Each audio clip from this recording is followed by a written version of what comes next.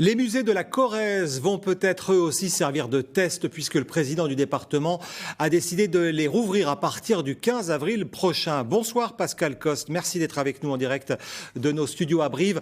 Vous avez donc annoncé hier dans un communiqué la réouverture des musées du président Chirac à Saran et Henri Queuille à Neuvic. Pourquoi cette décision maintenant, à la mi-mars, alors qu'on a évidemment de grosses incertitudes sur la situation sanitaire pour les semaines qui viennent ?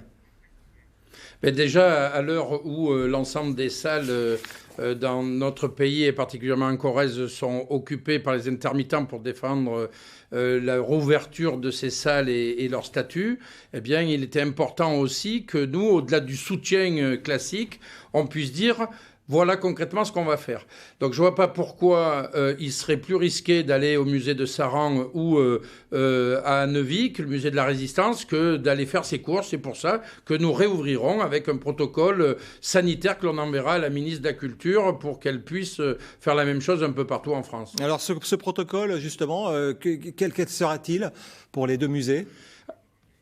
Alors, ce protocole, ça sera bien sûr le respect des gestes barrières, d'avoir des groupes qui correspondent à la surface du musée, de pouvoir accueillir, comme à Saran, un bus complet, parce que les gens qui ont passé 1 heure dans un bus, ils peuvent venir très facilement dans ce musée qui est 10 000 fois plus grand, et donc des petits groupes pour pouvoir faire des visites guidées et trouver de l'espace, et on aura l'occasion de vernir l'exposition de Cabu dès le 15 avril et d'accueillir le public corrézien et les touristes. Vous dites que ce protocole, vous allez le soumettre au ministère de la Culture ?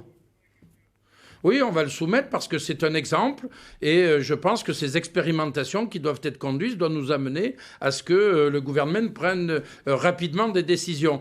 Moi, je ne me plierai pas à une injonction administrative. De toute façon, l'État ne finance pas nos musées.